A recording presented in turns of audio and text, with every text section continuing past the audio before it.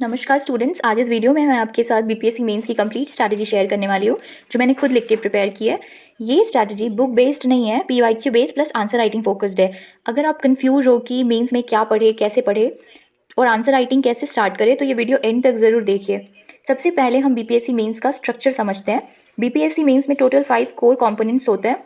GS paper 1 जिसमें Indian history, modern history, culture of India और current event जो कि नेशनल प्लस इंटरनेशनल और डीआई, ये 3 मेजर चीज़ें जो जीएस पेपर 1 में आता है।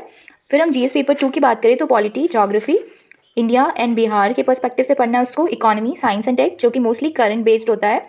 ए से 300 marks, optional 100 marks, qualifying in nature minimum 40% चाहिए आपको अगर आप अनरिजर्व्ड हो तो। Hindi 100 marks, qualifying in nature again. Interview 120 marks, मतलब क्लियर है। अगर आपको सिलेक्शन चाहिए तो जीएस और ए से आपका डिसाइडिंग फैक्टर होगा। अब सबसे इंपॉर्टेंट बात है, मेरी पूरी स्ट्रैटेजी का बेस है पीवाईक्यू, प्रीवियस ईयर क्वेश्चंस। सबसे पहले सिलेबस को लाइन बाय लाइन पढ़िए, हर टॉपिक के पीवाईक्यू निकालिए, देखिए क्वेश्चन का ट्रेंड क्या है। इसलिए मैंने लिखा है collect topic wise theme of all subjects based on PYQ. मतलब हमें सिलेबस नहीं, एग्जामिनर का दिमाग समझना है। अब बात आती है नोट्स की। मैं यहाँ क्लियर लिख के रखी हूँ कि हर सब्जेक्ट के लिए सेपरेट नोटबुक, करंट अफेयर के लिए एक अलग नोटबुक बनाना है, क्योंकि जब सब मिक्स होता है तो रिवीजन इम्पॉसिबल हो जाता है। नोट्स का रूल सिंपल है, पहले स्टैंडर्ड बुक को पढ़ो, क्योंकि अगर आपका कंसेप्ट क्लियर है तो प्रीलिम्स और मेंस दोनों में वो आपको फ़ायदा करने वाला है। फिर मेंस 365 पे जाओ, विजन का मेंस 365 पे जाओ और डेली एडिटोरियल पढ़ो न्यूज़पेपर का। अगर आप चाहो तो द हिंदू या इंडियन एक्सप्रेस दोनों में से कोई एक न्यूज़पेपर का आप डेली एडिटोरियल पढ़ो। उसके बाद शॉर्ट एग्जाम रेडी नोट्स बनाओ। ज़्यादा लंबा चौड़ा नोट्स बना के रखने से कोई फ़ायदा नहीं है। मैं अपने प्रीवियस अटेम्प्ट में ये गलती कर चुकी हूँ। मैं बहुत बड़ा सा एक बुक का ही दूसरा बुक बना ली मैं नोट्स, और बाद में वो रिवाइज नहीं कर पाई, तो उसका कोई मतलब नहीं है। तो एकदम क्रिस्प नोट्स होना चाहिए। अगर आपको नहीं पता कि नोट्स कैसे बनाना है तो मैं उसके लिए भी एक वीडियो लेके आऊँगी, और यूट्यूब पे भी बहुत सारे वीडियोज़ अवेलेबल है, आप जाके देख सकते हो कि नोट्स कैसे बनाना है। डायरेक्ट कोचिंग नोट्स रटने का कोई फ़ायदा नहीं है जब तक आप खुद लिख के प्रोसेस नहीं करते हो, क्योंकि वो कोचिंग नोट्स उस नोट्स लिखने वाले का माइंडसेट बताता है। आप पढ़ के क्या समझ रहे हो, वो आपका नोट्स, आप जो नोट्स बनाओगे वो आपके दिमाग में एग्जाम वाले दिन तक रहेगा। तो कोशिश करो कि एटलीस्ट जीएस पेपर 2 का तो नोट्स आप बना ही लो, क्योंकि जीएस पेपर 2 बहुत डाइवर्स है, बहुत वास्ट है, तो उसका नोट्स मैं कहती हूँ कि बना लो। एडिटोरियल रीडिंग को मैंने कंपलसरी रखा है। डेली एडिटोरियल पढ़ो, द हिंदू या फिर इंडियन एक्सप्रेस, लेकिन सिर्फ पढ़ना नहीं है, उसमें देखो कि इशू क्या है, काउजेस क्या है, उसके इम्पैक्ट क्या है, वे फॉरवर्ड क्या है।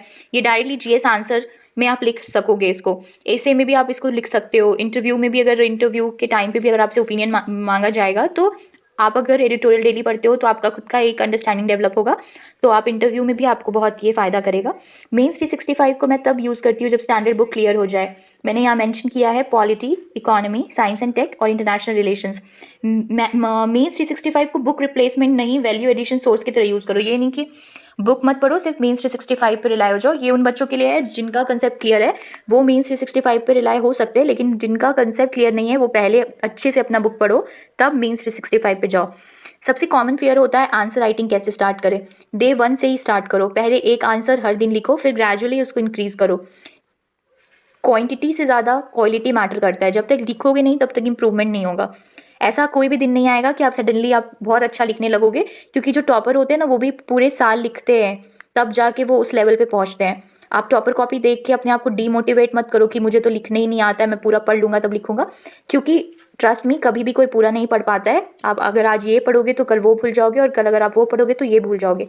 तो सबसे पहले आप लिखना शुरू करो, आपको जो आता है वो लिखो।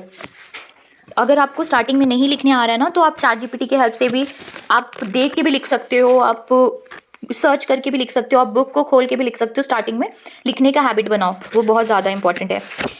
ठीक है, मैंने यहाँ क्लियरली लिखा है टारगेट क्या है, 65 to 66 पेजेस लिखना है हमको 3 आवर में एटलीस्ट। आप 62 63 पे भी जा सकते हो, लेकिन अगर बीपीएससी में देखें तो वहाँ पे क्वांटिटी भी बहुत मैटर करता है। वो अलग बात है कि बहुत सारे लोग बोलते हैं कि आंसर अच्छा लिखना ज़्यादा ज़रूरी है, लेकिन आंसर अच्छा लिखने के साथ साथ वहाँ पे क्वांटिटी भी बहुत मैटर करता है, क्योंकि जो एग्जामिनर है ना, वो बीपीएससी वाला, वो देखता है कि कॉपी कितना भरा हुआ भी है। एग्जाम हॉल में स्पीड और स्ट्रक्चर दोनों चाहिए। प्रैक्टिस के टाइम ही एग्जाम कंडीशन सिमुलेट करो, पहले से ही घर पे ही ये सब प्रैक्टिस करके जाओ ताकि एग्जाम में पैनिक नहीं हो। तो ये थी मेरी कंप्लीट बीपीएससी मेन स्ट्रैटेजी। बहुत ही सिंपल, रियलिस्टिक और पीवाईक्यू बेस्ड है। स्ट्रैटेजी वही काम करती है जो आप कंसिस्टेंटली फॉलो कर सकते हो। ये नहीं कि आप आज ये स्ट्रैटेजी देख रहे हो, कल वो स्ट्रैटेजी देख रहे हो, पूरी साल आप स्ट्रैटेजी देखते रह रहे हो बस दूसरे दूसरे टॉपर्स का। ट्रस्ट मी, वो कुछ भी काम नहीं आता है उन सब चीज़ों का। अगर आप चाहते हो कि मैं डेली एडिटोरियल डिस्कस करूँ एग्जाम पॉइंट ऑफ व्यू से, तो चैनल को सब्सक्राइब करो, कमेंट में लिखो स्ट्रैटेजी फॉलो करेंगे, क्योंकि सिलेक्शन सिर्फ मोटिवेशन से नहीं होता है, डिसिप्लिन से होता है।